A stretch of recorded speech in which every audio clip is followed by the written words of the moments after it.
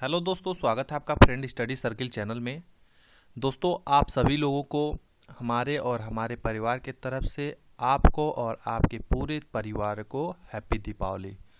दोस्तों, आज के इस वीडियो में हम बात करेंगे उत्तर प्रदेश अधीनस्थ सेवा चयन आयोग के आगामी होने वाले परीक्षा के बारे में और आने वाली भर्ती के बारे में। जैसा कि दोस्तों नोटिस तो नहीं आई है किसी चीज़ की, लेकिन जो भी न्यूज़पेपर के माध्यम से सूचना मिलती है उसी के थ्रू आपको वीडियो के माध्यम से बताने की कोशिश करता हूं।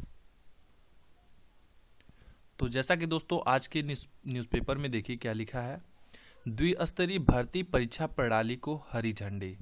यूपी ट्रिपल एससी मुख्यमंत्री ने दी मंजूरी। दिवाली बाद आयोग प्री परीक्षा के आयोजन पर करेगा विचार। 9 महीने से शासन में अटका था प्रस्ताव, युवा शुरू कर सकते हैं तैयारी। तो दोस्तों सारी बातों को छोड़कर मैं आपसे केवल यही कहना चाहूँगा कि आप पेट का इंतज़ार मत करें और जहां किसी कोचिंग संस्थान से जुड़कर आप अपनी तैयारी को, चाहे किसी भी एग्ज़ाम की तैयारी करते हैं अधीनस्थ लेवल की, तो उसकी तैयारी शुरू कर दें। क्योंकि दोस्तों इसका जो प्रोसेस है ये जल्द ही कंप्लीट हो जाएगा, लेकिन जो आपकी तैयारी है एक बार तैयारी करने से आपको कोई लाभ नहीं होगा, आपको उस चीज़ को बार बार रिपीट करना पड़ेगा। तो जैसा कि इसमें बताया है, सरकारी नौकरी के इच्छुक युवा अधीनस्थ सेवा चयन आयोग यूपी ट्रिपल एससी की प्रिलिमिनरी एलिजिबिलिटी टेस्ट की तैयारी शुरू कर सकते हैं। मुख्यमंत्री योगी आदित्यनाथ ने आयोग की द्विस्तरीय परीक्षा प्रणाली के जरिए भर्ती संबंधी प्रस्ताव को मंजूरी दे दी है। आयोग जल्द ही अपनी बैठक कर पेट आयोजन पर चर्चा का निर्णय करेगा। पेट पास अभ्यर्थी मुख्य परीक्षा में शामिल हो पाएंगे।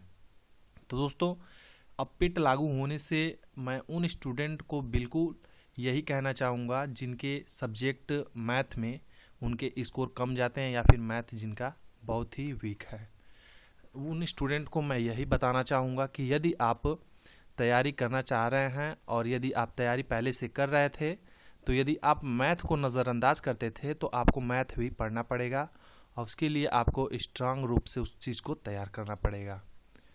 तो दोस्तों मैथ पे विशेष रूप से फोकस और हिंदी सब्जेक्ट पे विशेष रूप से फोकस, साथ ही आपको डेली करंट अफेयर्स और जो इसमें बनाया जाएगा सिलेबस, ये तो अनिवार्य है कि मैथ रहेगा ही, हिंदी रहेगा ही।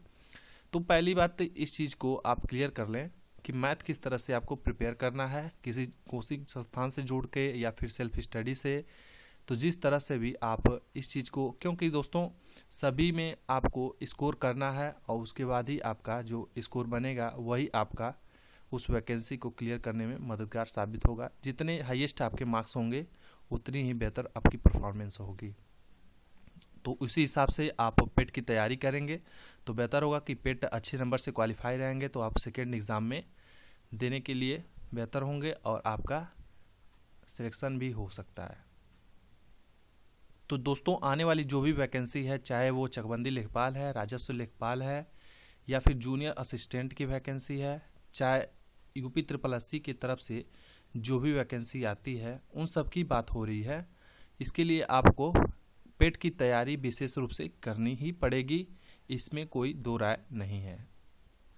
अब वीडियो बनाने के बाद सबसे बड़ा सवाल ये उठता है, सभी स्टूडेंट परेशान है कि ये सारी चीज़ें बस न्यूज़पेपर में बन के रह जाएंगी, कुछ भी नहीं होगा, तमाम तरह की निगेटिव बातें हैं। तो आप उन सब बातों को थोड़ा नज़रअंदाज करिए और अपनी बातों पे, अपनी तैयारी पे विशेष रूप से फोकस कीजिए, क्योंकि दोस्तों कंपटीशन इतना ज़्यादा बढ़ गया है, इसीलिए ये सारे नियम बनाए जा रहे हैं।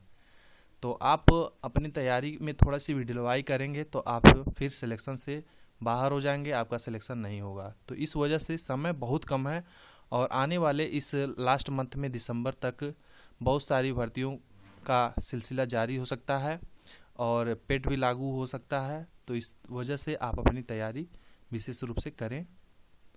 आगे की बातों को देखते हैं। तो आयोग ने इस वर्ष मार्च में द्विस्तरीय परीक्षा प्रणाली प्री व मेंस के जरिए भर्ती करने संबंधी प्रस्ताव शासन को मंजूरी के लिए भेजा था। इसी बीच केंद्र सरकार ने एक राष्ट्र एक परीक्षा के लिए नेशनल रिक्रूटमेंट एजेंसी का ऐलान कर दिया। तो एनआरए भी लागू हो ही जाएगा।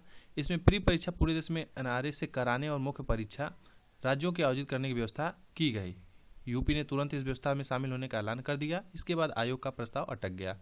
इधर भर्तियां न होने से युवाओं में नाराजगी की फीडबैक आने के बाद आयोग के प्रस्ताव को मंजूरी दे दी है। अमर उजाला ने आयोग के प्रस्ताव पर शासन से निर्णय में देरी व उसका असर लंबित भर्तियों पर पड़ने को प्रमुखता से उठाया था। एनआरए की व्यवस्था अमल में आने तक आयोग अपनी प्रणाली से भर्ती का आयोजन कर सकेगा। मुख्यमंत्री की मंजूरी के बाद प्रशासन का कार्मिक विभाग इससे संबंधित आदेश जारी करने की तैयारी कर रहा है।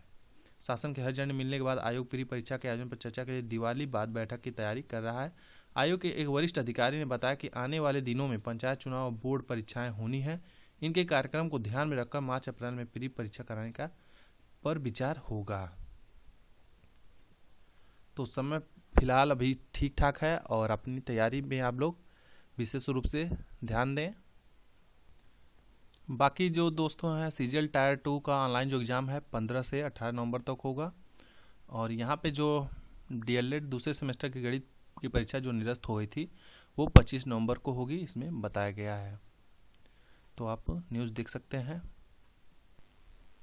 तो दोस्तों आज की वीडियो यहीं पे समाप्त होती है।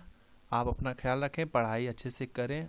और दोस्तों आपके मन में कोई सवाल हो तो आप कमेंट बॉक्स में पूछ सकते हैं। चैनल को सब्सक्राइब करें और ज़्यादा से ज़्यादा लोग तक शेयर करें। तब तक के लिए धन्यवाद। Take care, bye bye.